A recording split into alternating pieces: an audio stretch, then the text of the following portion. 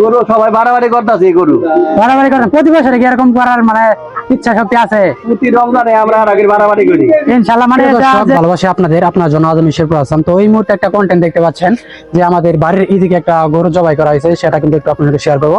তো রমজান মাসে আসলেও সবসময় শেয়ার করা হয় না, সবসময় গরু জবাই করা হয় না, কিন্তু কিছু কিছু উৎসবকে মেনটেন করে কিন্তু আমরা আসলেও এরকম কার্যকলাপ করি, তা আপনারা অবশ্যই দেখতে পারবেন। তো রিকোয়েস্ট আসলে ভিডিওটা নেওয়ার কারণে হয়তো আমি কিন্তু আসলে শেয়ার করতাম না।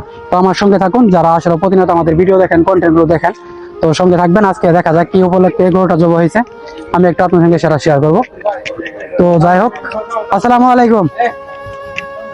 তো এখন একটু আমাদেরকে দেখতে পাচ্ছেন আলহাজ গোলাম মুস্তফা নান্দার চেয়ারম্যান বাড়ি, তাকে অবশ্যই সবাই চিনেন।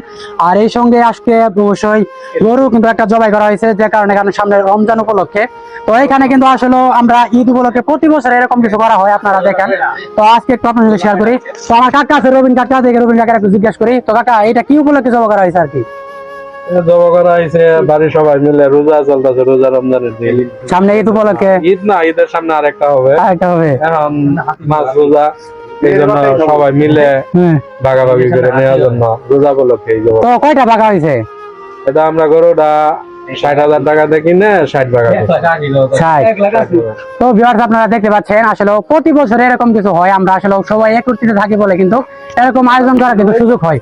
তো এখানে বুধ ভাই রয়েছে, বুধ ভাইয়ের সঙ্গে একটু কথা বলি। তো অনেকেই আসলে কথা বলতে যাচ্ছেন, আপনারা দেখতে পাচ্ছেন।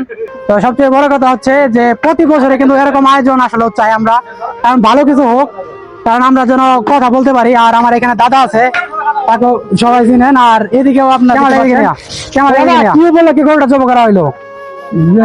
আমরা প্রতি রমজানে প্রতি রমজানে এর আগেও তো আপনারা মানে ছোট থাকতে জব হয়েছিল কি? তো আমাদের বাড়ির একটা ঐতিহ্য আছে, আপনারা জানেন যে প্রতি বছর এরকম কিছু হয়।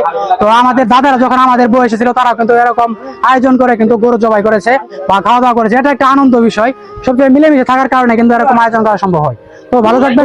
এই মুহূর্তে যে ভিডিওটা আপনারা দেখলেন যে গরু জবাই করা, আর বিষয়টা আপনাদের সঙ্গে শেয়ার করলাম। তো এখানে যারা রয়েছে তাদের সঙ্গে একটু কথা বলি। আমার কাকা আলহাজ আনিসুর রহমান বাবু কাকা, তিনি একটু কথা বলবো। তো এই কি বলে কি গরুটা জবাই করলেন?